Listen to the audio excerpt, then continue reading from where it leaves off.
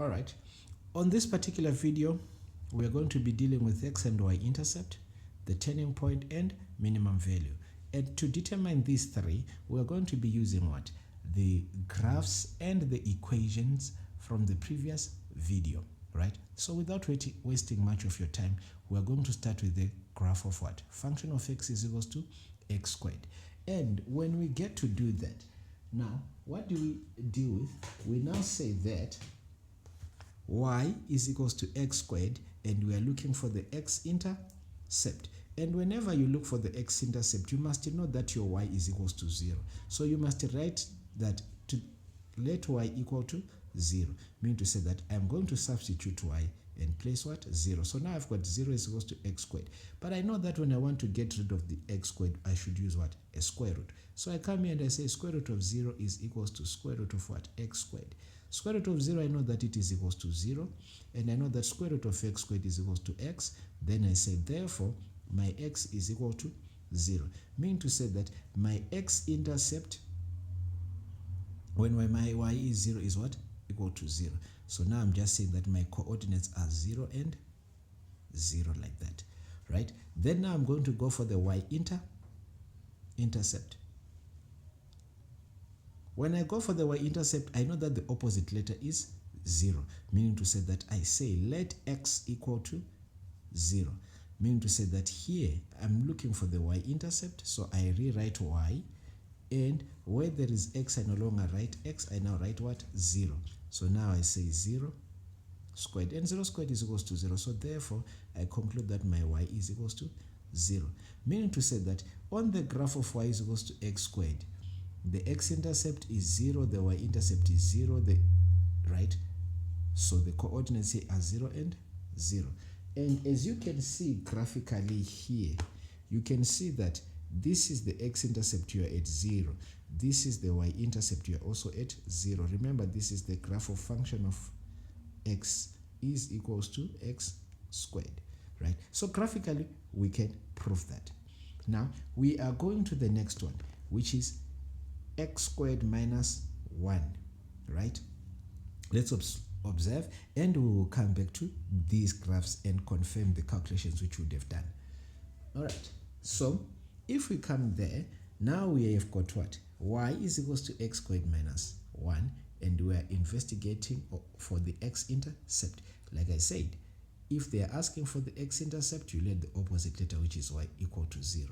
So let y equal to 0. Don't forget to write this equation for the examiner.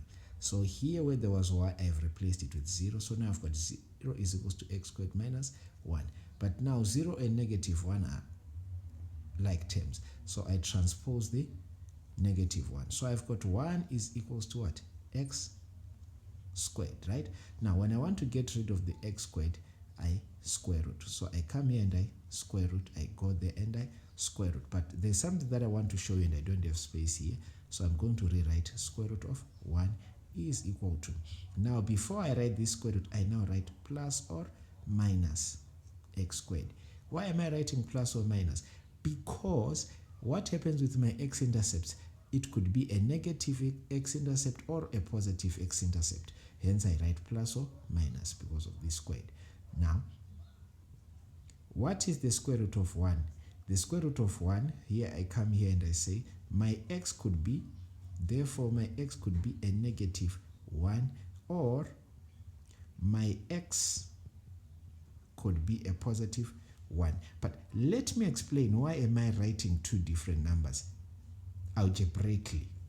Remember, when I get x squared, I've got two different factors that can give me what? A positive 1. What do I mean by that? If I come here and I say negative 1 multiplied by another negative 1, guess what happens? I start by saying negative multiplied by negative. What do I get? I get a positive. And when I say 1 times 1, what do I get? I get 1. So this is a positive 1 that I got. The second one, it's 1 multiplied by what? 1 multiplied by 1. Positive multiplied by positive, it's equals to what? Positive. And 1 times 1 is equals to what? Is equals to 1. So hence I'm now saying that my x could be a negative 1 in terms of my x-intercept, or it could be a positive 1. But remember I said that I was going to prove this graphically. So which equation is this? y is equals to x squared minus 1. Let's come to y. Here we had written it as g of x is equals to x squared minus 1. And check, we had x which was equal to what? -1, and our y was 0. And we had an x which was positive 1, the x value, but the y was equals to 0. So graphically, what we calculated in the explanation that I gave you, I have proven it, that it exists. You understand? All right. Hopefully everybody understands.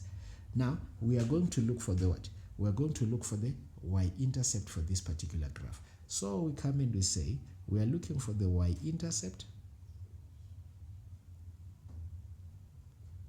for the graph of what? For the graph of y is equals to, or g of x rather, is equals to x squared minus 1.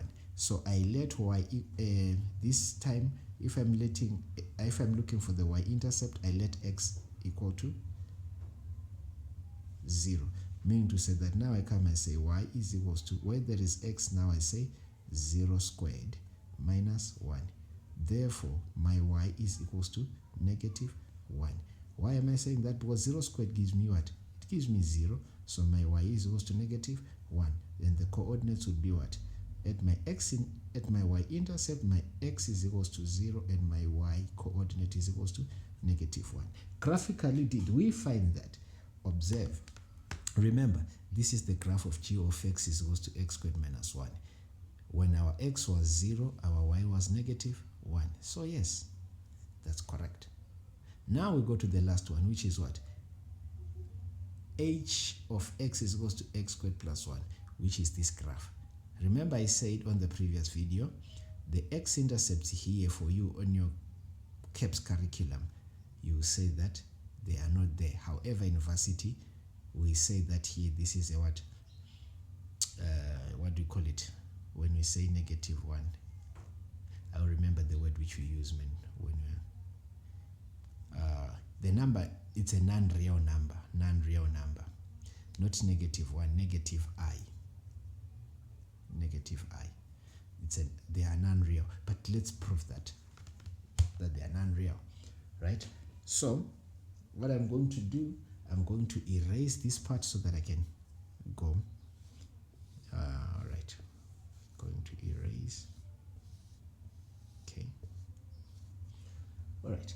So now we've got y is equals to x squared plus 1, and they want the x-intercept. And we know we let the opposite letter, which is y in this instance, to become 0. So we've got 0 is equals to x squared plus 1. Then what do? We're going to transpose the positive one. So now we've got -1 is equals to what? X squared, right? Now, if I say the x squared, for it to get rid of this, I must use a square root. So I now say that I've got a square root of -1 is equals to plus or minus the square root of x squared. And then we've got a big problem. Remember, from your number system, you were told that the square root of a negative number is undefined. So we now say, therefore, x is undefined. At your stage, you say that this x is undefined because you're a high school child. Varsity, you continue, right? So the x is undefined, no x-intercept, in other words. Now we go to what? Let's look for the y-intercept and find out, do we have an y-intercept? Remember, we let the opposite letter, which is x in this instance, to equal 0. Now we say y is equals to 0 squared plus 1. Remember, I've substituted this x. And 0 squared is equals to what? It's equals to 0. So I say, therefore, y is equals to 1, right? Meaning to say that for my y-intercept, my x is 0, but my y value is 1. Let's go to the graph. Remember, we plotted this. This is our graph of what?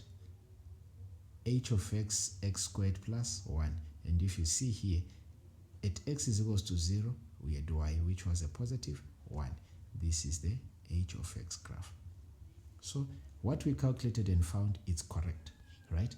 Now, which means that we have dealt with what? X and y intercept. Now there is a new concept which we call the turning point. On a straight line, we don't have that. We've never spoken about that.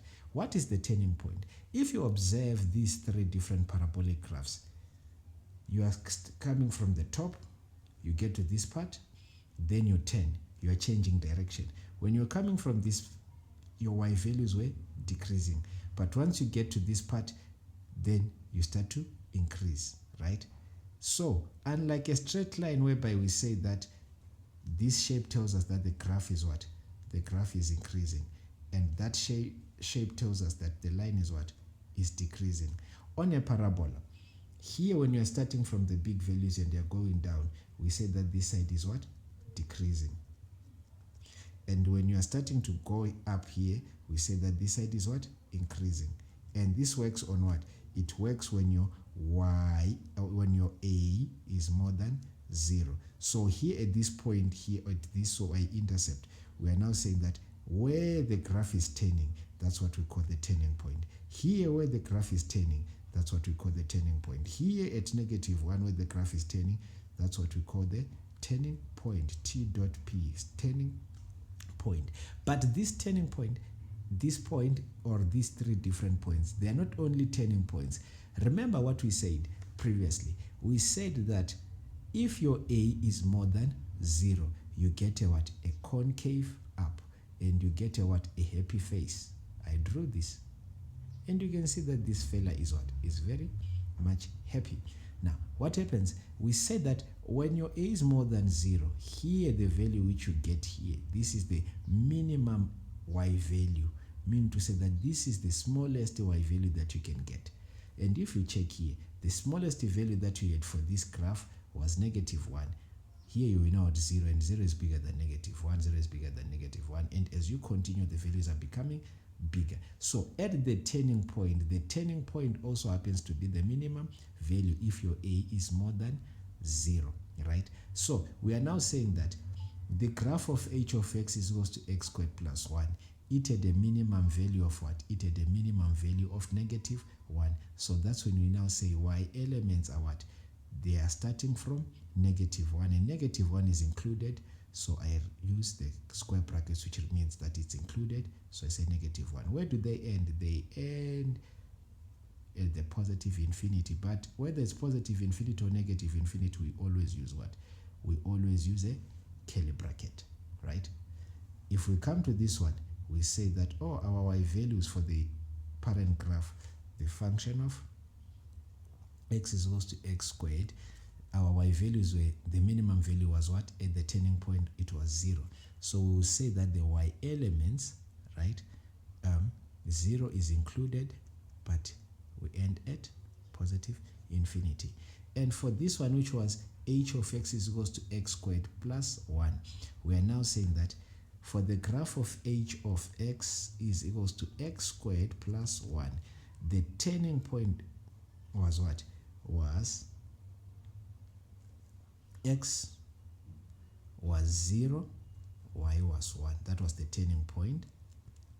But the minimum value, it was what? Minimum value, it was positive 1, right? All right. Now, the range, we're now saying that the y values of this graph, we now say that the range is what? Y are elements of starting at what? At 1, because 1 is included, till we reach what? Positive infinity. But positive infinity is not included. That's what happens. That's what we're investigating here, right? So if you found this video to be very helpful, please do join me on the next video. On the next video, what we are going to be dealing with, we are going to be dealing with how to determine the equation of a parabolic graph, determining the equation. You don't want to miss that video. If you found this video to be helpful, please do consider to subscribe, comment, like, and share. Till we meet next time. Cheers.